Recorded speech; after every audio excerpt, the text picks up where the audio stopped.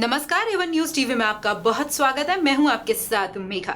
देखते हैं special story में क्या है आपके लिए खास। विकासपुरी ए ब्लॉक शंकर गार्डन के श्री शिव शक्ति मंदिर के कार्यकारी प्रधान टीएल गुप्ता ने वर्तमान में मंदिर की प्रबंधक कमेटी पर गंभीर आरोप लगाए हैं। टीएल गुप्ता के अनुसार श्री शिव शक्ति मंदिर की प्रबंधक कमेटी मंदिर के चुनाव समय पर नहीं करा रही है। पैसे के रखरखाव और हिसाब में गड़बड़ी, मंदिर से जुड़ी दूसरी व्यवस्थाओं में भी अनियमितता की कमी सामने आई है। क्षेत्र में रहने वाले और मंदिर में आने वाले श्रद्धालु भी मंदिर की प्रबंधक कमेटी के काम से नाराज हैं। इसी संबंध में प्रबंधक कमेटी के कार्यकारी प्रधान टीएल गुप्ता ने न्यायालय में मुकदमा दर्ज कराया है।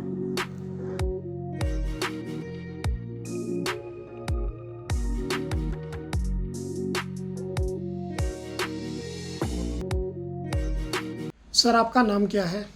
तरसेम लाल गुप्ता। ये जो आपने मंदिर पे मुकदमा किया विकासपुरी ए ब्लॉक पे, क्या मामला है? थोड़ा इस विषय में बताएं सर। ये जो प्रेजेंट गवर्निंग बॉडी है, इन्होंने पिछली गवर्निंग बॉडी के ऊपर 2017 में केस किया था जब इलेक्शन होने थे। तो इलेक्शन के टाइम जो मेंबर की लिस्ट होती है वो पिछली कमेटी ने कुछ गलत दे दी। गलत से इन्होंने कुछ कहा, उन्होंने बात मानी नहीं। तो ये हमारे जो पूजा कुमार सिंह हैं, एडवोकेट भी हैं, उन्होंने उनके ऊपर मुकदमा कर दिया। वो प्लेंटिफ थे उस केस में। तो वो मुकदमा डिस्ट्रिक्ट कोर्ट में किया।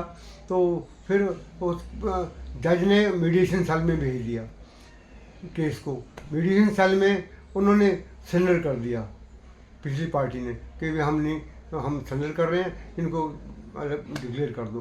फिर कोर्ट ने ऑर्डर पास कर दिया। हमें जो हमारे कंटेस्टेंट से लिस्ट थी उनको ऑफिस बेरर बन गए। लेकिन ऑफिस बेरर बन गए, 2 साल का पीरियड होता है टर्म इस बॉडी का हमारे संविधान के मुताबिक। 2 साल के पीरियड के बाद 1 महीने के अंदर इन्होंने इलेक्शन करवाना होता है। तो वो आज 2018 से लेकर आज 7 साल हो गए। एक भी जनरल बॉडी मीटिंग हर साल बुलानी होती है, वो नहीं बुलाई और ना इलेक्शन करवाया। और जनरल बॉडी मीटिंग में ऑडिटेड जो अकाउंट्स होते हैं वो अप्रूव कराने होते हैं जनरल बॉडी से, वो भी नहीं कर। जब मीटिंग ही नहीं बुलाई जीबीएम, तो ऑडिट जो रिपोर्ट भी नहीं बुलाई, वो भी बहुत घपले हैं उसके अंदर। तो इसलिए ये सारा मामला अब चलता रहा। अब जब मार्च में जीबी गुप्ता जो हमारा प्रेसिडेंट था वो रिज़ाइन कर गया, उसका रिज़ाइन एक्सेप्ट हो गया। रिज़ाइन एक्सेप्ट होने के बाद संविधान के मुताबिक जो नेक्स्ट सीनियर मोस्ट आदमी होता है बॉडी में, वो प्रेसिडेंट बनता है। मैं सीनियर वाइस प्रेसिडेंट था, तो मेरे को उन्होंने मार्च 24 में प्रधान बना दिया। जब प्रधान बना तो मैंने सारा देखा, पूछा, हिसाब मांगा, उनसे रिकॉर्ड मांगा। आज तक रिकॉर्ड नहीं दिया उन्होंने। बहुत चिट्ठियाँ लिखी, बहुत कुछ कहा, फ़ोन पे भी किए, चिट्ठियाँ भी लिखी, रिकॉर्ड मांगा। मैं कहा मैं प्रेसिडेंट बन गया हूँ, मेरे को पता चले कि मेरी क्या ड्यूटीज़ हैं और मेरे क्या राइट्स हैं, तो ताकि मैं स्मूथ काम कर सकूँ ईमानदारी के अंदर। लेकिन यहाँ तो घपले हो रहे हैं, दुनिया भर के मैं देख रहा हूँ कि घपले हो रहे हैं। इन घपलों के लिए मेरे को ये रिकॉर्ड चाहिए, तो रिकॉर्ड नहीं दिया आज तक। तो रिकॉर्ड ना देने की वजह से फिर मैंने एसडीएम को अप्रोच किया कि भाई ये मैंने रिकॉर्ड मांगा है, तो ये मेरे को रिकॉर्ड दिलवाओ इनसे। तो उन्होंने भी कोई एक्शन नहीं लिया। तो कोई एक्शन नहीं लिया और फिर मैंने इनको कहा, मैं कहा देखो अब लीगल कोर्स मेरा अडॉप्ट करने के बाद फिर आपको दिक्कत हो जाएगी, मेरे को रिकॉर्ड दे दो और अपने आप को काम को सुधार लो। ये चोरियाँ, जितनी बदमाशियाँ या गलत काम कर रहे हो, बंद करो इसको। उन्होंने मेरी कोई बात नहीं सुनी। फिर मैंने लीगल नोटिस इशू करवा दिया 9 सितंबर को। 9 सितंबर को इसी साल लीगल नोटिस दे दिया। उसका भी जवाब नहीं दिया इन्होंने, जवाब नहीं दिया। हालांकि 1 महीने का होता है, मैं 2 महीने वेट किया, फिर भी नहीं जवाब दिया। जब फिर मैंने उनसे कहा, मैं मेरे लीगल नोट मिल गया, जवाब तो दो उसका। कोई मतलब नहीं है, चुप कर जवाब। अल्टीमेटली फिर मैंने SC सिंगल वकील हैं, जनकपुरी में रहते हैं, A1 279 में, वो मेरे पुराने वकील भी हैं। तो मैंने उनको बात किया, तो उन्होंने कहा वो केस कर देते हैं। तो फिर मैंने उनके थ्रू केस करवा दिया। केस 18 अक्टूबर को केस लगाया था और 21 को कोर्ट ने ऑर्डर कर दिया नोटिस इशू करने के लिए। तो नोटिस अभी इनको मिला नहीं है, उसकी वेट कर रहे हैं। नेक्स्ट डेट ऑफ हियरिंग जो है वो 6 दिसंबर है। देखो अब क्या बनता है।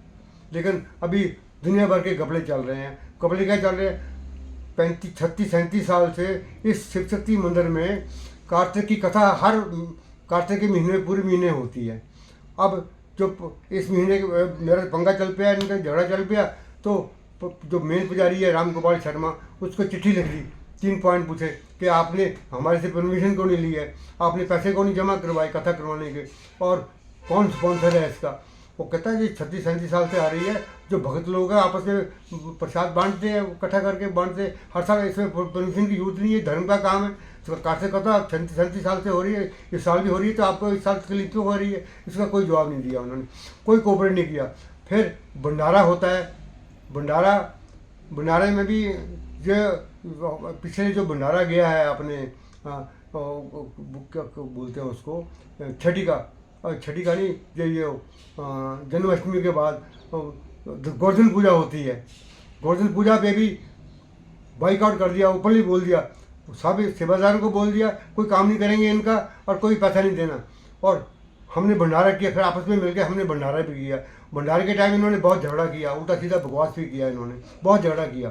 तो हमने कहा कोई बात नहीं, ये तो धर्म का काम कर रहे हैं, मंदिर में काम कर रहे हैं, 37 साल से हो रहा है, आपको क्यों तकलीफ हो रही है।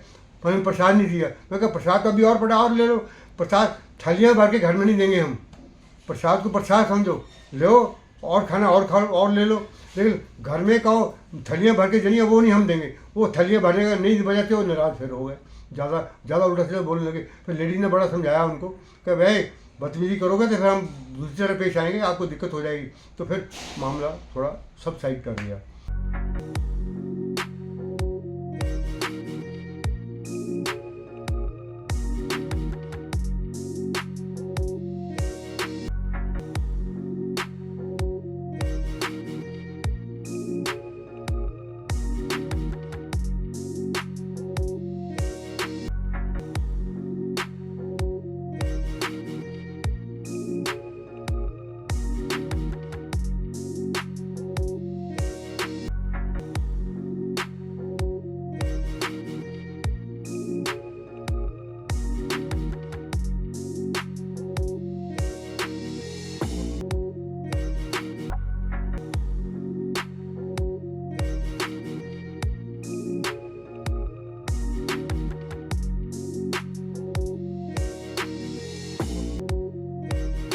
इस खास स्टोरी में फिलहाल इतना ही। देश और दुनिया की बड़ी खबरों के लिए आप बने रहिए वन न्यूज टीवी के साथ। नमस्कार।